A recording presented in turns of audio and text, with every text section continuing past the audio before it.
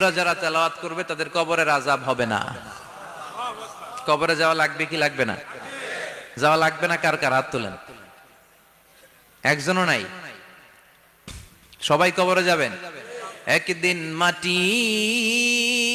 ভেতরে হবে ঘরে মন আমার, কেন বান্ধ দালান ঘর?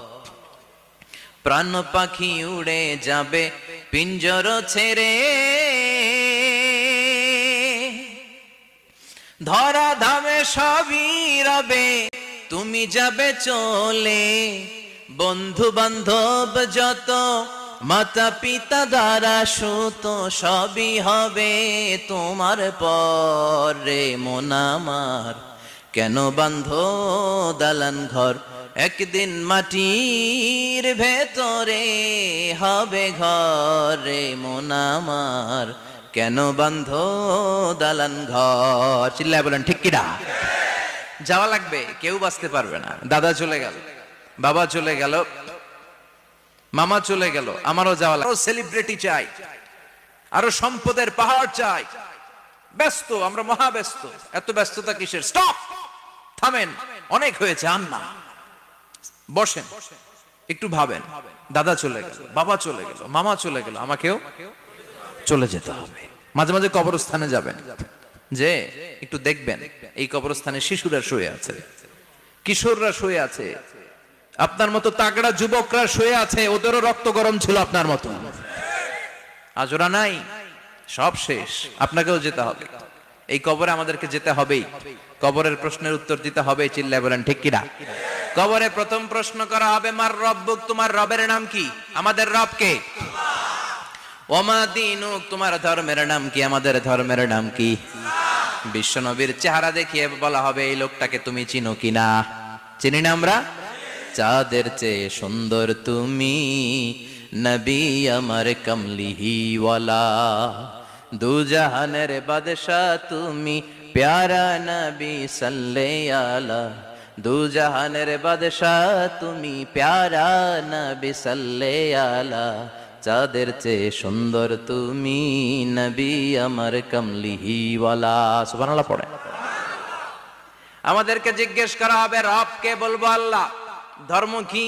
বলবো ইসলাম। এই লোকটারে চিনো নাকি? আমরা বলবো চিনি, আমাদের প্রাণের নবী মুহাম্মদ সাল্লাল্লাহু।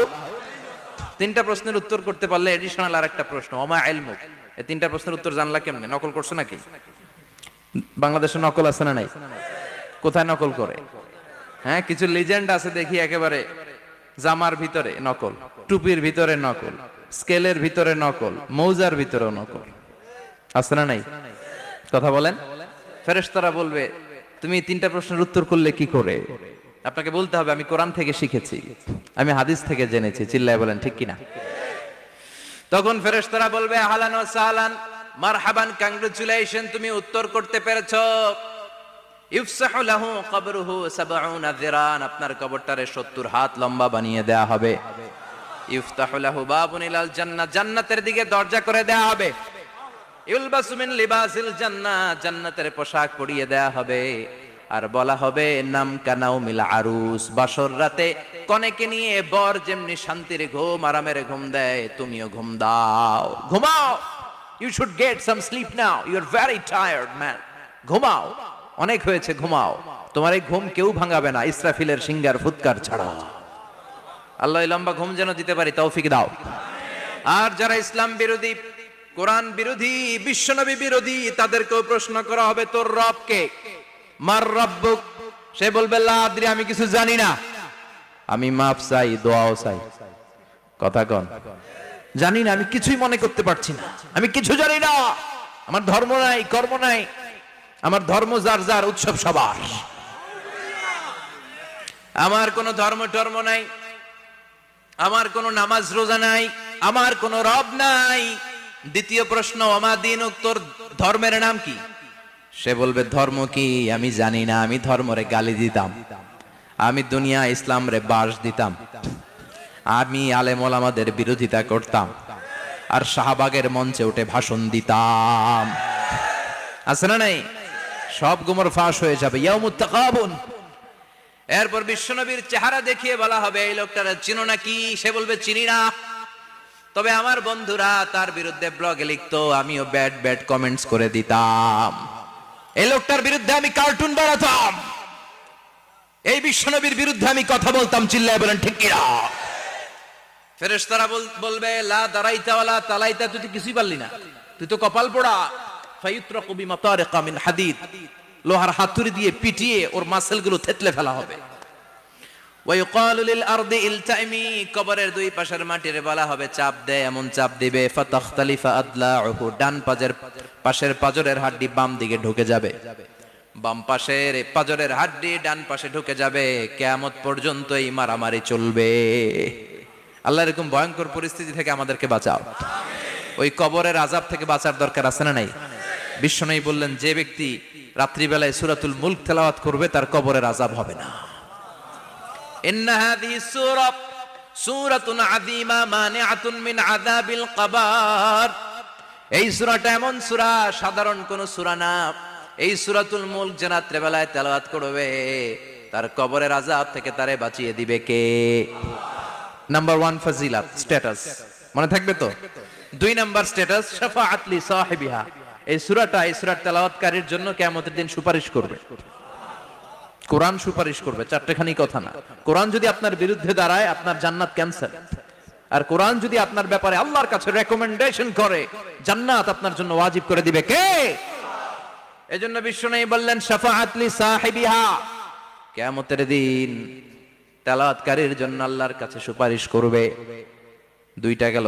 3 নাম্বার বিশ্বনবী বললেন খাসামাত আন সাহিবিহা, এই সূরাটা কিয়ামতের দিন এই সূরার তেলাওয়াতকারীর পক্ষ নিয়ে আল্লাহর সাথে ঝগড়া করা শুরু করে দিবে।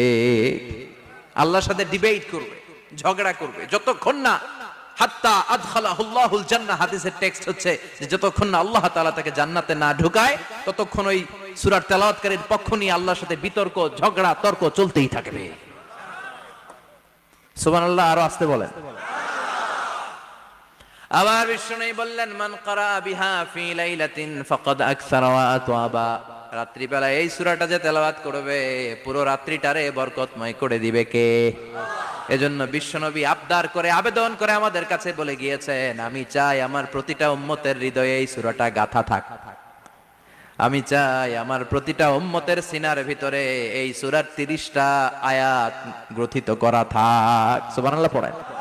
মাত্র 30টা আয়াত মুখস্থ করতে রাজি আছেন? 1 মাসে কয়দিন? প্রতিদিন একটা করে আয়াত মুখস্থ করলে এই সূরা মুখস্থ করতে লাগবে কয়দিন? হ্যাঁ, হোমওয়ার্ক, এটা আপনাদের বাড়ির কাজ। যেহেতু ক্লাসে হোমওয়ার্ক দেওয়া যায় না, আরবিতে বলে আল ওয়াজিব আল মানজিলি। আমি গতানুগতিক তাফসীর করি না, আমি সমাজের খুঁতগুলো ধরে ধরে ডিসকাশনের মতো আমি করি। বিভিন্ন জেলায় যে ওখানকার ইয়াংদের সাথেও বসি, কথা বলি, এটাই আমার তাফসীর, এটাই কোরআনের এক্সপ্লেনেশন এন্ড ইন্টারপ্রিটেশন। এতেই মানুষ উপকৃত হয় বেশি। চিল্লা এখন ঠিক কিনা? তো এটা আপনাদের বাড়ির কাজ, মাইথার দিয়া বাসীদের বাড়ির কাজ। হায়াতে আল্লাহ বাঁচায় রাখলে আবার কখনো দেখা হলে জিজ্ঞেস করবো যে মুলক মুখস্থ হয়েছে কিনা। কে কে মুখস্থ করবেন না হাত তোলেন। সবাই করবেন? এবার কে কে মুখস্থ করবেন হাত তুলে আমার না আল্লাহর দেখান।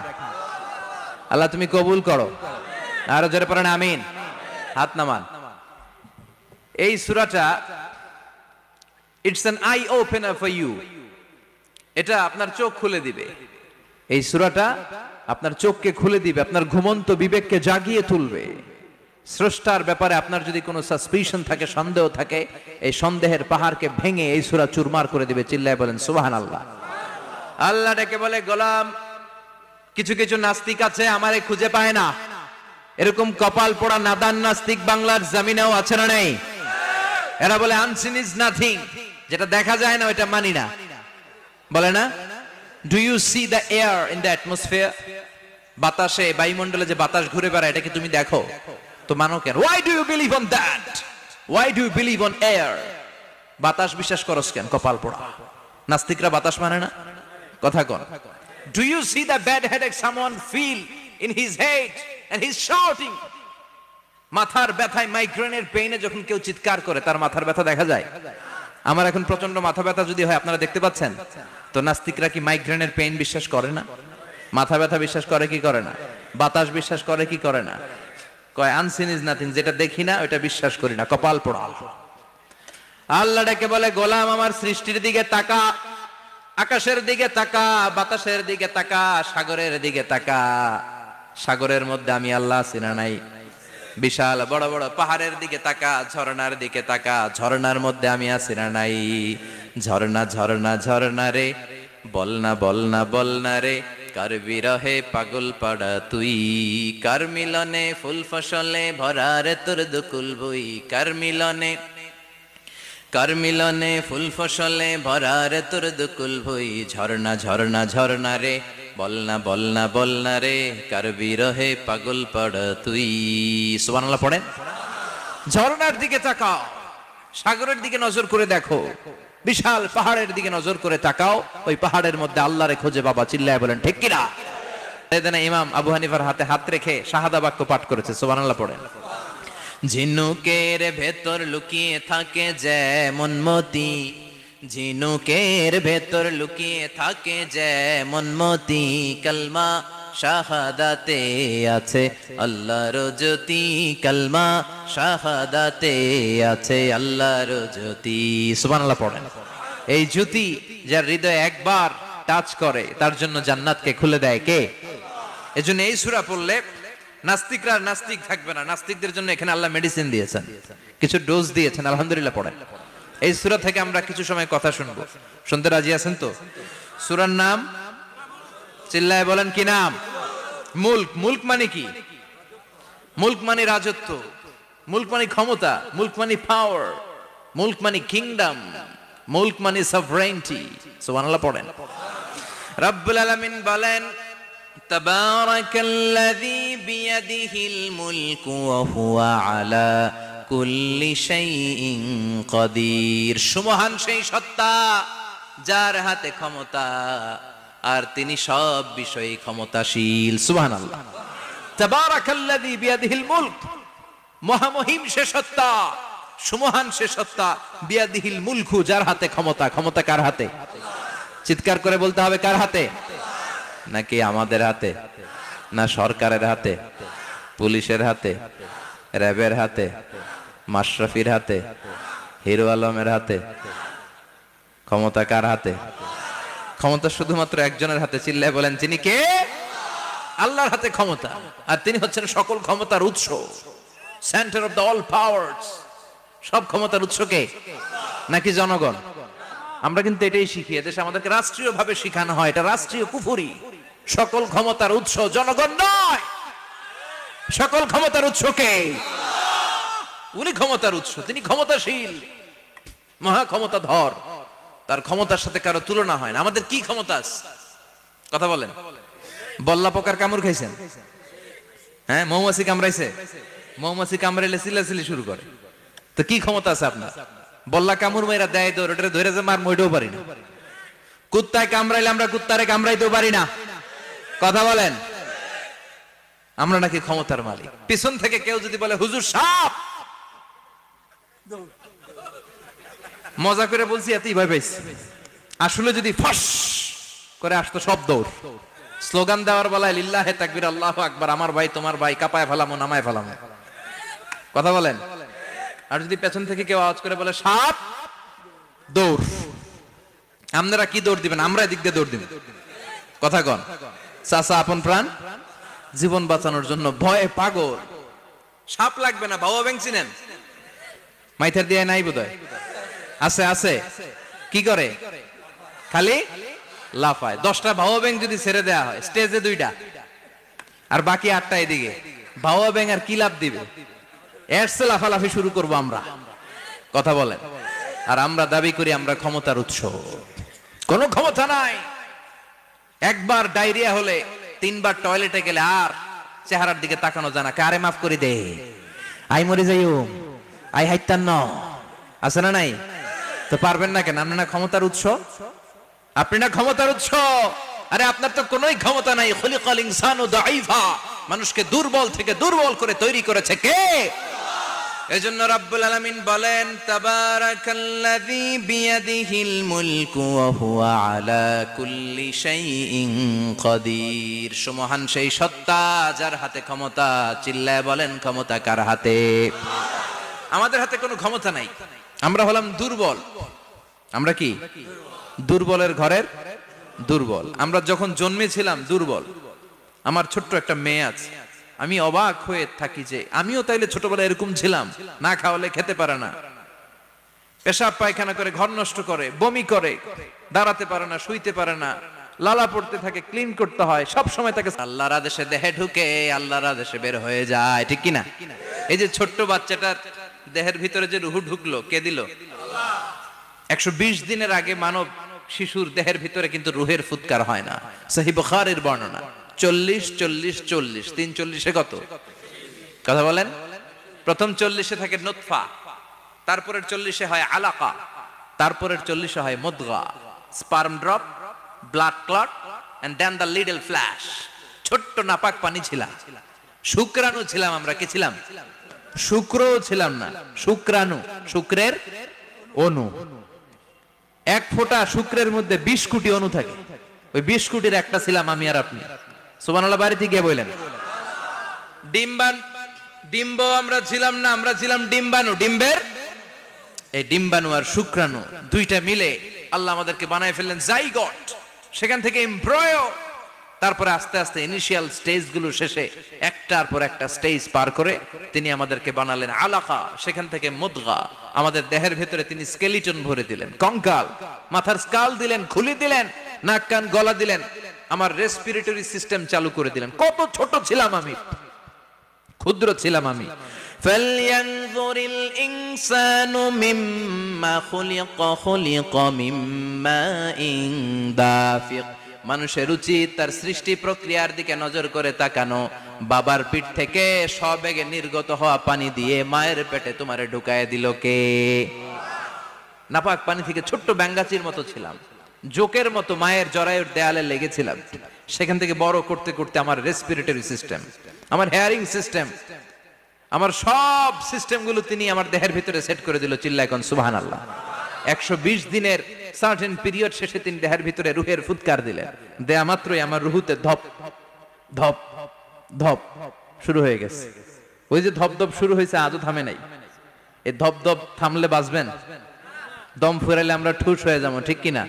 হায় রে মানুষ রঙিন ফানুষ, দম ফুরাইলে তবু তো ভাই কারোরই নাই একটুখানি। হায় রে মানুষ রঙিন ফানুষ, রঙিন ফানুষ, হায় রে মানুষ। সুবহানাল্লাহ বলেন। সে আল্লাহ বললেন, গোলাম, জীবন আর মরণের মাঝখানে আমি তৈরি করেছি রুহু। পৃথিবীর বিজ্ঞানীরা সব বানাতে পারে, কম্পিউটার বানাতে পারে, প্লেন বানাতে পারে, হেলিকপ্টার বানাতে পারে, রকেট বানাতে পারে, কিন্তু গোটা বিশ্বের সব বিজ্ঞানীরা মিলে কি রুহু বানাতে পারে নাকি? কথা বলেন। গত বছর সোফিয়া নামে একটা রোবট আসছিল না? কথা কন। ওটা মাথা উঁচু করে নিচু করে কথা বলতে চায়, মানুষের মতো হতে চায়। আসলে কি মানুষ? ওটার মধ্যে কি রুহু আছে? রুহু বানাইতে পারবে কেউ? এই রুহু নিয়ে যে কত গবেষণা, মুমূর্ষ রোগীদের উপর গবেষণা চালিয়েছে অনেক। বুলেট প্রুফ গ্লাসের ভিতরে মুমূর্ষ রোগীকে রেখে রেখে তারা চেক করতে চেয়েছে আমেরিকান বিজ্ঞানীরা যে রুহু কোন দিক দিয়ে বেরোয়। তারা ওজন করে দেখে, মানুষ মরে গেলে কোন লাশের ওজন বেড়ে যায়, কোন লাশের ওজন কমে যায়। যেটাতে কমে গেছে 2-1 কেজি কমে যায়, তার অবাক। কি আগে ছিল 80 কেজি, এখন হইছে 78 কেজি, তার মানে 2 কেজি নাই। এটাই রুহু। এটাই কি? এটা হচ্ছে গবেষণার ধাপ। অনেকগুলো মডিউল তারা আনে, অনেক মুমূর্ষ রোগীকে গ্লাস ফিটিং করা, ইন্টেনসিভ কেয়ারে রেখে তারা অবজার্ভ করে, আর অক্সিজেন মাস্ক খুলে দিয়ে তারা দেখে যে লোকটা ছটফট করে কিভাবে মরে। মরার আগে ওজন মাপ ছিল 80 কেজি, মরে গেছে পরে আবার ওজন দিয়ে দেখে 78 কেজি। কমছে কয় কেজি? বিজ্ঞানে কয় পাইছি। সবাই কয় কি পাইছো? কয় রুহু। কই পাইলেন? কয় আগে 80, এখন 78, 2 কেজি। রুহুর ওজন কয় কেজি? তো বিজ্ঞানীদের সিস্টেম হচ্ছে যে কোনো একটা বিষয়ের উপর গবেষণা চালালে তারা পূর্ণাঙ্গ ডিসিশনে পৌঁছতে পারে না। They couldn't jump to the final conclusion just on one module, based on one module. They cannot do it. তাদের অনেকগুলো মডিউল আনতে হয়। তারা আবার নমুনা আনলো আরেকটা। মুমূর্ষ রোগী, অক্সিজেন চেম্বার লাগানো, মাস্ক লাগানো, এটা খুলে ফেললে মরে যাবে। বুলেট প্রুফ করা গ্লাসের ভিতরে ঢুকিয়ে এটার ওজন মাপ, এটার ওজন 60 কেজি। এবার মাছ খুলছে ছটফট ছটফট করে, এটা শেষ। এবার মাপ দেখ, এবার মাইপা দেখা গেছে 63 কেজি। কয় কেজি বাড়ছে? এক একটার এক এক সিস্টেম হইতেছে, কোনোটা কমে, কোনোটা বাড়ে, কোনোটা কিচ্ছু হয় না। সবাই কয় তাইলে আপনি রুহু পাইলেন কই? আগেরটা কম ছিল, মনে করছিলেন 2 কেজি কমছে, ওইটাই রুহু, এখন 3 কেজি বাইরে গেছে, মিলাইবেন কি দিয়া? কথা কন।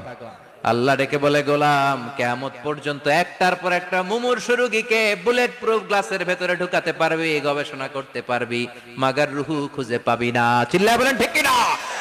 কারণ এই রুহুর মালিক কে? সে আল্লাহ বললেন, আল্লাযী খালাকাল মাউতা ওয়াল হায়াতা লিয়াবলুয়াকুম আইয়ুকুম আহসানু আমালা। জীবন আর মৃত্যু বানালাম তোমাদেরকে পরীক্ষা করার জন্য। পরীক্ষা আছে না নাই? গোটা দুনিয়াটাই পরীক্ষা। আল্লাহ যারে পছন্দ করে বেশি তার পরীক্ষাও। আসাদুন নাসি বালাআন আল আম্বিয়া। এই পৃথিবীতে আল্লাহ সবচেয়ে বেশি বালা মুসিবত দিয়ে পরীক্ষা করেছেন নবীদের, কারণ নবীরা আল্লাহর কাছে কম প্রিয় না বেশি প্রিয়? যেহেতু প্রিয় বেশি, পরীক্ষা। এজন্য মুমিনের উপর যদি পরীক্ষা আসে, মুমিনের উপর যদি অত্যাচার আসে, মুমিনের উপর যদি ধৈর্যের পরীক্ষা আসে, জেল জরিমানা আসে, মুমিন ওইটারে ভয় পায় না। মুমিন ভয় পায় একজনকে। চিল্লায় বলেন তিনি কে? কারণ আল্লাহর ঘোষণা, ওয়ালা তাহিনু ওয়ালা তাহজানু। ঘোষণাটা কার? ভয় নাই, তোদের চিন্তা নাই। আনতুমুল আ'লাউনা ইন কুনতুম মুমিনিন। তোমরাই বিজয়ী হবা যদি মুমিন হও, যদি মুমিন হও। এজন্য ধৈর্যের পরীক্ষা দিতে হবে, আল্লাহর উপর তাওয়াক্কুল করতে হবে, অত্যাচার আর জুলুম আল্লাহর নামে সহ্য করে যেতে হবে। চিল্লায় বলেন ঠিক কি না? কারণ মুসলিমের সাথে আল্লাহ থাকে। মুসলিমের বদদুয়াকে বিশ্বনবী ভয় করতে বলেছেন, কারণ মুসলিমের বদদুয়ার মাঝে আর আল্লাহর মাঝে পর্দা থাকে। যারা দুনিয়ার বুকে জুলুম করে তাদেরকে ক্ষমতার মসনদ থেকে নামিয়ে দেয় কে? আর যারা মজলুম হয়, যাদের রক্ত দিয়ে জমিন ভেজে, তাদেরকে জমিনের ক্ষমতা দিয়ে দেয় কে? আর যারা রক্ত ঝরায়, ইতিহাস বলে তারা শেষ পর্যন্ত প্রাণ আর জান নিয়ে পালাবার জায়গাটা পায় না। চিল্লায় বলেন ঠিক কি না? এজন্য মুমিন খুব ভালো করে জানে, রাত্রি যত গভীর হয়, সুবহে সাদিকের সময় কাছে আসতে থাকে। গর্ভবতী নারীর পেটের জ্বালা যন্ত্রণা, ব্যথার পেইন যত বাড়ে, নতুন মেহমান আগমনের সময় কাছে আসতে থাকে। তেমনি ইসলামের পক্ষের শক্তির উপর যদি অত্যাচার, অনাচার, স্টিম রোলার বেড়ে যায়, এটা প্রমাণ করে ইসলামের বিজয়ের সময় কাছে আসতে শুরু করেছে। চিল্লায় বলো ঠিক কি না? এজন্য রাব্বুল আলামিন ডেকে বলেন, গোলাম লিয়াবলুয়াকুম আইয়ুকুম আহসানু আমালা। কে ভালো আমল করো, কে খারাপ আমল করো, এজন্য আমি জীবন মরণ তৈরি করেছি। চিল্লায় কোন ঠিক কি না? এরপর আল্লাহ বললেন, ওয়ালাকাদ যায়্যানাস সামাআদ দুনিয়া বিমাসাবিহা ওয়া জাআলনাহা রুজুমান লিশ-শায়াতিন। সুবহানাল্লাহ বলেন। ওয়ালাকাদ যায়্যানাস সামাআদ দুনিয়া। মাইকম্যান কোথায়? সাউন্ডটা বাড়াও। এত দুর্বল কেন তোমার সাউন্ড? মনে হচ্ছে আমি মাইক ছাড়া কথা বলছি। সাউন্ডটাকে স্ট্রং করো। ওয়ালাকাদ যায়্যানাস সামাআদ দুনিয়া। I have beautified the closer sky with candles, with light and stars. আল্লাহ বললেন, আমি দুনিয়ার আকাশকে তারা দিয়ে সুশোভিত করেছি। আকাশে তারা আছে না নাই? এগুলো এমনি এমনি হয়েছে না? তৈরি করছে কে? বিশ্বাস হয়? কোনো সন্দেহ আছে? এখন তো লাইটিং ফাইটিং এর যুগে তারার যে কি সৌন্দর্য আমরা বুঝি না। আমরা যখন ছোটবেলা গ্রামে যেতাম, রাতের বেলা তারার মেলা, কি সুন্দর, একটার চেয়ে একটা সুন্দর। শুকতারা, ধ্রুব তারা, সপ্তর্ষি মণ্ডল, 7টা তারার একটা চেইন আছে, চিনেন এগুলো? কি সুন্দর তারা! এগুলো তৈরি করে রেখেছে কে? প্রথম আকাশের মহাশূন্যকে আল্লাহ এই তারকা দিয়ে বিউটিফাই করেছেন। It's a candle. আল্লাহ সাজিয়ে রেখেছেন। আমরা খালি চোখে যেটা দেখি, এটা কিন্তু আকাশ না, এটা প্রথম আকাশ নয়। প্রথম আকাশ যে কত দূরে আমেরিকার নাসার বিজ্ঞানীরাও জানে না। খালি চোখে আমরা যা দেখি, এটা প্রথম আকাশের মহাশূন্য। এর অনেক অনেক অনেক উপরে প্রথম আকাশ। এরপরে দ্বিতীয় আকাশের মহাশূন্যের স্তর শুরু, এরপরে দ্বিতীয় আকাশ, তারপরে তৃতীয় আকাশের মহাশূন্যের স্তর শুরু, তারপরে তৃতীয় আকাশ। একটার চেয়ে আরেকটা বড়। প্রথম আকাশের চেয়ে দ্বিতীয় আকাশ কত বড় বলি? আপনার হাতের আংটিটা যদি সাহারা মরুভূমিতে আপনি ছুঁড়ে ফেলে দেন, পুরো মরুভূমির তুলনায় আংটি যত ছোট, আল্লাহর দ্বিতীয় আসমানের তুলনায় আল্লাহর প্রথম আসমানটা ঠিক তত ছোট। একটার চেয়ে একটা বড়, একটার চেয়ে একটা বড়। এই সূর্য দেখে আমরা অবাক হয়ে যাই, 9,30,00,000 মাইল দূরে, এই পৃথিবীর চেয়ে 13 লক্ষ গুণ বড়। এটার সানশাইন, আলো আসতে পৃথিবীতে 8 মিনিট 18 সেকেন্ড লেগে যায়। আমরা মনে করছি সূর্যই বড়। আমরা বসে আছি মাইথার দিয়াতে, তাই না? এই জায়গাটার নাম কি? মাইথার দিয়া। কি খালি এতটুকু প্যান্ডেলের সমান? কত বড় মাইথার দিয়া! এই পুরো মাইথার দিয়া কোন থানায় পড়ছে? দাউদকান্দি। দাউদকান্দি হচ্ছে কুমিল্লার 16টা থানার একটা, ঠিক কিনা? 16 থানা মিলে কুমিল্লার একটা জেলা। এরকম কয়টা জেলা আছে? 64 জেলা। এই 64 জেলা মিলে আমাদের সুজলা সুফলা শস্য শ্যামলা ডিজিটাল বাংলাদেশ। কথা কন। আর বাংলাদেশ হচ্ছে পৃথিবীর সবচাইতে বড় দেশ। হ্যাঁ, 64 জেলা, এরপরে ছোট। যাদের অ্যাটলাস ম্যাপ নিয়ে যাদের ধারণা আছে তারা দেখবেন বাংলাদেশ এই শব্দটা লেখার জায়গাও আমরা পাই না। মানচিত্রে বাংলাদেশ শব্দটা লেখার জায়গা পায় না। বিআরএ উঠে যায় ইন্ডিয়ার উপর, আর ডিএসএচ উঠে যায় আবার ইন্ডিয়ার উপর। মাঝখানের দুইটা অক্ষর বাংলাদেশের উপরে পড়ে। চিল্লায় বলেন ঠিক কিনা? কত ছোট দেশ। পাশের ইন্ডিয়া 20-25 গুণ বড়। ইউরোপ আমেরিকার অনেক দেশ আছে, আমেরিকায় বাংলাদেশের চেয়ে শতগুণ বড়। কানাডা কয়েকশো গুণ বড়। রাশিয়া কয়েকশো গুণ বড়। এরকম প্রায় 200 দেশ নিয়ে পৃথিবীর স্থলভাগ, আর 70% হচ্ছে শুধু পানি। এই সব মিলে আমাদের এই পৃথিবী। আর এত বড় পৃথিবীর চেয়েও নাকি সূর্য 13 লক্ষ গুণ বড়। তার মানে সূর্যই বড় না, সূর্যের চেয়ে অনেক বড় তারা আছে। সূর্যের পরে পৃথিবীর সবচেয়ে কাছের যে তারা বা স্টার, ওটার নাম হচ্ছে প্রক্সিমা সেন্ট্রাই। নাম কি?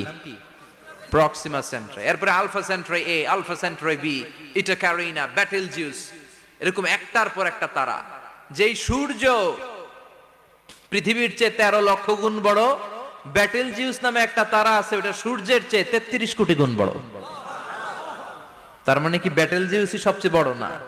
ছোট্ট একটা তারা। এই বেটেলজিউসরে খেয়ে ফেলাইতে পারে এরকম 1000 কোটি গুণ বড় সাইজের তারা আছে না নাই? এরকম কয়েক বিলিয়ন তারা নিয়ে আমাদের গ্যালাক্সি গঠিত। আমাদের গ্যালাক্সি, এটার নাম মিল্কি ওয়ে। এটার নাম কি? আমাদের গ্যালাক্সি। এই গ্যালাক্সিতে আমাদের অবস্থান। এরকম কত হাজার কোটি গ্যালাক্সি আছে আমেরিকার নাসার বিজ্ঞানীরাও জানে না। আমাদের গ্যালাক্সির সবচেয়ে কাছের যে গ্যালাক্সি, ওই গ্যালাক্সিটার নাম হচ্ছে অ্যান্ড্রোমেডা। কি নাম? অ্যান্ড্রোমেডা। আমাদের গ্যালাক্সি থেকে কেউ যদি কাছের গ্যালাক্সি অ্যান্ড্রোমেডাতে যেতে চায়, তার 2.5 মিলিয়ন লাইট ইয়ার্স সময় লেগে যাবে। কথাটা কঠিন হয়ে গেছে, আমি ভেঙে বলি, তারপরে সুবহানাল্লাহ কইেন। আমাদের গ্যালাক্সির নাম মিল্কি ওয়ে। মিল্কি ওয়ে থেকে যদি কেউ অ্যান্ড্রোমেডাতে যেতে যায়, কত সময় লাগবে? 2.5 million light year. Light year মানে আলোকবর্ষ। আলোর গতিতে যদি ছোটা যায়, 2.5 মিলিয়ন মানে হচ্ছে প্রায় 25 লক্ষ। তাহলে পৃথিবীতে সবচেয়ে দ্রুতগামী যে বিষয়টা আবিষ্কৃত হয়েছে সেটা হচ্ছে আলো।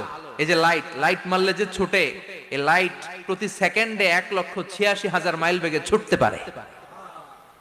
1 মিনিটে না, 1 ঘন্টা না, 1 মিনিটে না, 1 সেকেন্ডে আলো চলে যায় কয় mile? 1,86,000। Could you imagine that? আপনি কল্পনা করতে পারেন? হয়তো মাথা নাড়াইতেছেন। এটা কি কল্পনা করা যাবে? আমার তো তার ছিঁড়ে যাচ্ছে। 1 সেকেন্ডে নাকি আলো ছুটে 1,86,000 মাইল বেগে। 1 সেকেন্ড শব্দ কইতে তো 2 সেকেন্ড লাগে। কথা কোন? এর মধ্যে আলো চলে গেছে 1,86,000 মাইল। তো কোন রকেট যদি আপনি পান, যে রকেট দিয়ে সেকেন্ডে 1,86,000 মাইল বেগে রকেটটা ছুটবে প্রতি সেকেন্ডে, খেয়াল করেন, ঘন্টায় না, মিনিটে না, কিসে? সেকেন্ডে। যে রকেটটা সেকেন্ডে 1,86,000 মাইল বেগে ছুটবে, ওই রকেটটা দিয়ে আমাদের গ্যালাক্সি থেকে আমাদের পাশের গ্যালাক্সি অ্যান্ড্রোমেডাতে পৌঁছতে আপনার 25 লক্ষ বছর লেগে যাবে। সুবহানাল্লাহ বাড়িতে গিয়ে বললেন। এরকম বিশাল বিশাল তারা দিয়ে আমাদের আকাশটারে বিউটিফাই করেছে কে? এজন্য আল্লাহ বললেন, ওয়ালাকাদ যায়্যানাস সামাআদ দুনিয়া বিমাসাবিহা ওয়া জাআলনাহা রুজুমান লিশ-শায়াতিন। আমি এই দুনিয়ার আকাশটারে সুন্দর সুন্দর তারকারাজি লাইটের মতো সেটিং করে সুশোভিত করেছি। আবার এই তারকা দিয়ে আমি শয়তানদেরকে প্রহারও করেছি। সুবহানাল্লাহ। শয়তানদেরকে আল্লাহ তারা মেরে আঘাত করে। সুবহানাল্লাহ বলেন। এরপরে এই সূরার প্রথম রুকুর শেষে আল্লাহ বললেন, وأسروا قولكم أو اجهروا به إنه عليم بذات الصدور ألا يعلم من خلق وهو اللطيف الخبير আল্লাহ বললেন وأسروا قولكم তোমরা যদি গোপনে কথা বলো আও ইজহারু বিহি কিংবা স্পষ্ট করে বলো সব শুনে কে আপনি যেমনি বলেন শুনবে কে বলেনই নাই শুধু মনে মনে ভাবছেন শুনবে কে সুবহানাল্লাহ কইবেন না সাত আকাশের উপরে আরশের উপরে তার অবস্থান সাত জমিনের নিচে কোন গোপনতম প্রকোষ্ঠে কোন ছোট্ট বাক্সের ভেতরে যদি কোনো পিপিলিকা নীরবে হেঁটে যায় আল্লাহ বলে আমি ওই পিঁপড়ার হেঁটে চলার পায়ের আওয়াজটাও শুনতে পাই এজন্য কেউ যেটা শোনে না শুনে কে এরপর আল্লাহ বললেন হুয়াল্লাযী জাআলা লাকুমুল আরদা যালুলান ফামশু ফি মানাকিবিহা ওয়া কুলু মির রিজকি ওয়া ইলাইহিন নুশুর সুবহানাল্লাহ বলেন আল্লাহ ডেকে বললেন গোলাম তোমাদের জন্য জমিনটারে আমি বিছানা বানিয়েছি আল্লাযী জাআলা লাকুমুল আরদা ফিরাশা জমিনটারে বিছানা বানিয়েছে কে এই বিছানার মতো সমতল জমিন দিয়ে তোমরা হেঁটে বেড়াও চলে বেড়াও হেলে দুলে পড়ার সুযোগ নাই ঠিক কি না এই যে মাইথার দিয়ে আজকের যে ময়দান এটা যদি বিছানার মতো সমান না হয়তো বসতে পারতেন কথা কোন এই ময়দানের প্যান্ডেলের এদিক দিয়ে উঁচা এদিক দিয়ে গর্ত এদিক দিয়ে নিচা এদিক দিয়ে খাড়া কেমন হইতো কথা কোন কেউ আমারে দেখতো কেউ দেখতো না কেউ দাঁড়াইয়া কেউ বইসা আছে না নাই কিন্তু জমিনটারে সমতল বানালো কে আপনি যদি বিমান থেকে যদি আপনি দেখেন বিমানের গ্লাস দিয়ে জানলা দিয়ে যদি আপনি নিচের দিকে তাকান আপনি দেখবেন মনে হবে পুরো জমিনটাকে আল্লাহ সবুজ কার্পেট দিয়ে কার্পেটিং করে রেখেছে এই সৌন্দর্য দিয়েছে কে আবার রব্বুল আলামিন বলেন জমিনটারে সমান দেখে কার্পেটিং দেখে মনে করো না তোমরা বেঁচে গিয়েছো আমার দেয়া বিধান আমার জমিনে যদি কায়েম করতে না পারো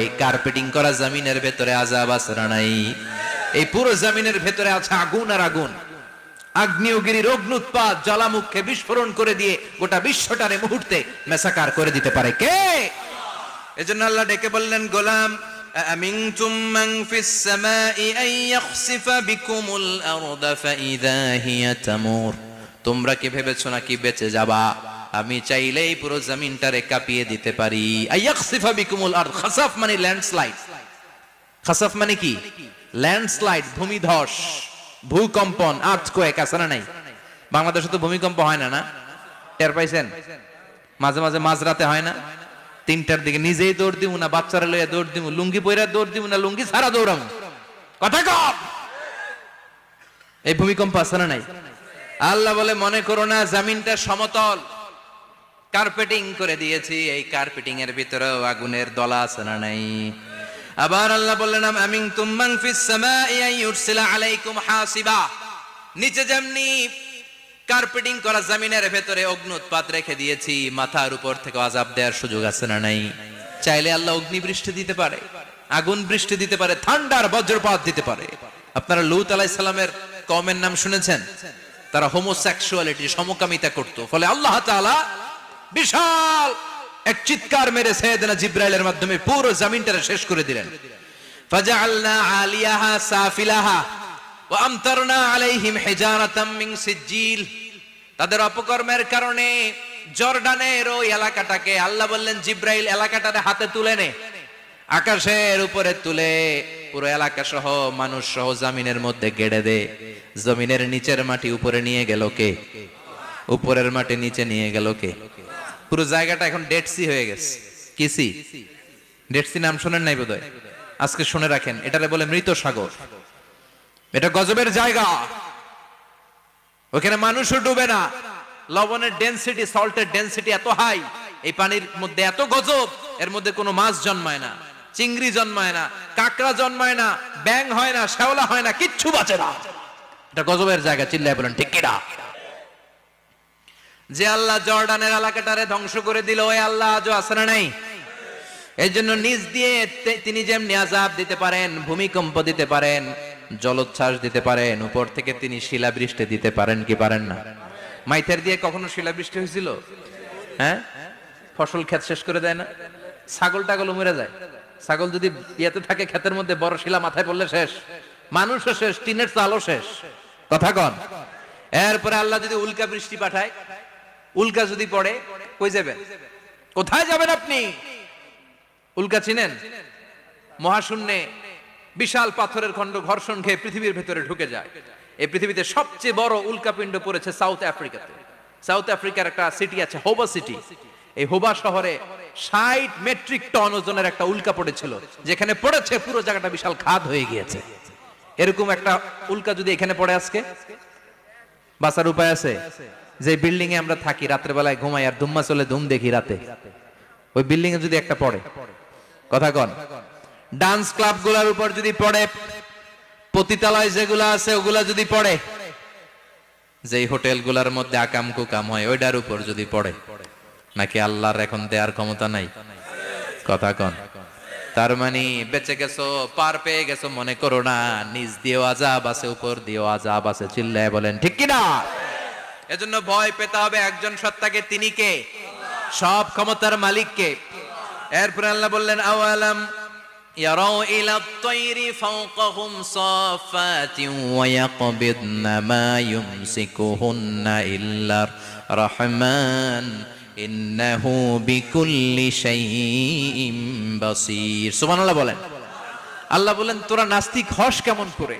মানুষ নাস্তিক হয় কেমন করে? মানুষ কি মুক্ত বিহঙ্গের দিকে নজর করে তাকায় না? আকাশে মুক্ত বিহঙ্গ নাই? বিহঙ্গ বুঝছেন তো? পাখি। পাখির কথা কোরআনে বললো কে? সুবহানাল্লাহ কইবেন না? ওয়া আরসালা আলাইহিম তায়রান আবাবিল। আবার কাবা ভাঙতে এলে পাঠাওয়া বাবিল।